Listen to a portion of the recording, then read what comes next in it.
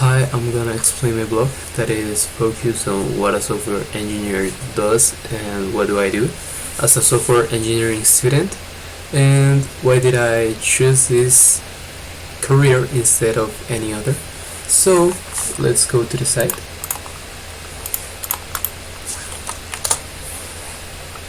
This is the home page of my blog, and as you see, the header says my experience as a software engineer student.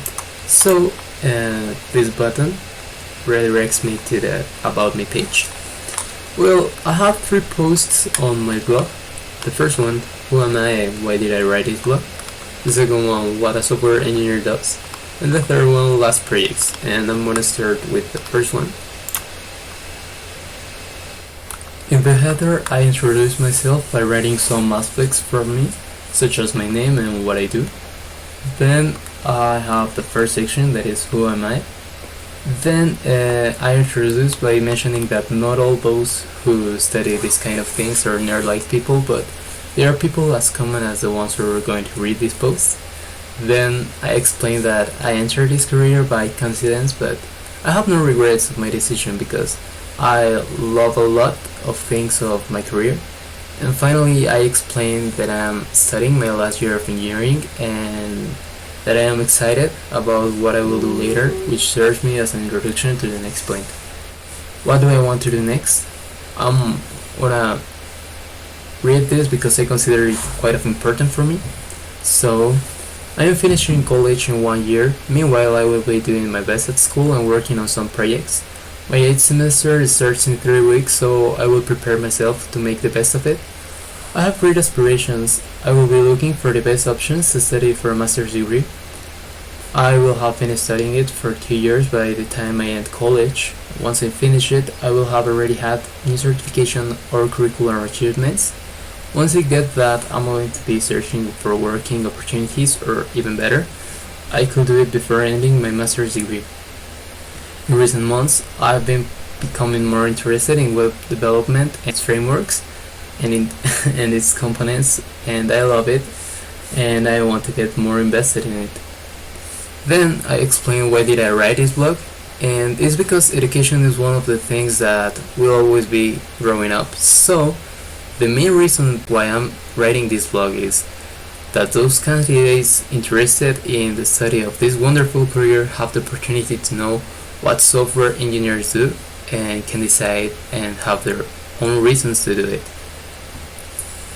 And now I have the second post that is about my engineering, what a software engineer does, and I'm gonna enter to this page. There are a lot of things that a software engineer can perform at, not just writing code and making big projects from nothing. And I write a little definition over here, that is the application of a systematic, disciplined and quantifiable approach to development, operation and maintenance of software. That is the application of engineering to software. But this is somewhat far-fetched, so I write some things that a software engineer can perform at, like software quality, planning, construction, that is essentially to write a code, testing, software architecture, to know methodologies and stages, to plan the software and designing, and to perform requirement analysis. And that is lot more, like networking, databases, mathematics, languages, automatas, compilers, interpreters, design patterns, programming paradigms, data processing, artificial intelligence, a lot more. But there is a quite important thing over here, that is being a team playing and self-taught person, because you will always work in a team and you need to develop these skills. It's really important for being a software engineer. Well, I have a little conclusion over here, and I'm gonna read this. It is a path that is constantly changing, where you will have to study on your own, not only because of new technologies, but also because there will be complicated subjects at university.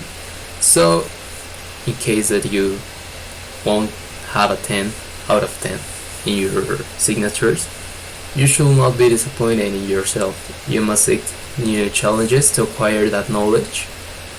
There will be a time when you will ask yourself, what will I be doing when I finish college?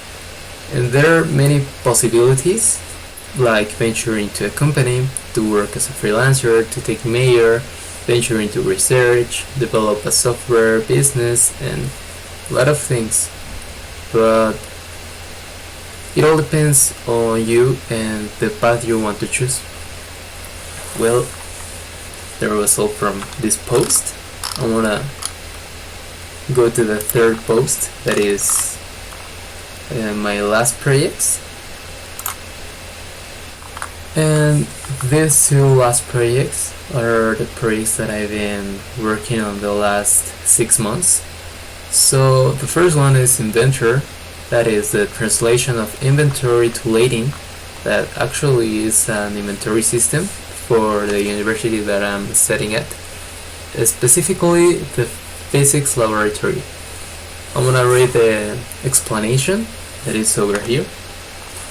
Although it is a system that is still in the design stage, it has been approached by a robust methodology called PDSC, that stands for Proceso de Desarrollo de Software de Tecnogénesis.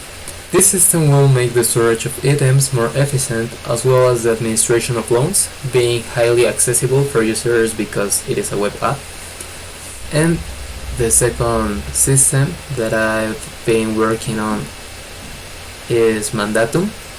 That is a web system for generating credentials for the university in which I study. However, it is planned to scale the project in such a way that it allows modifying and creating new formats, and probably the implementation of a virtual marketplace.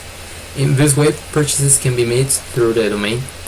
And the project was developed under the MERN stack, that is MongoDB, Express.js, React.js, and Node.js, that are frameworks from JavaScript. That is something that you don't learn in school. I need to learn it by myself. And that's all my blog.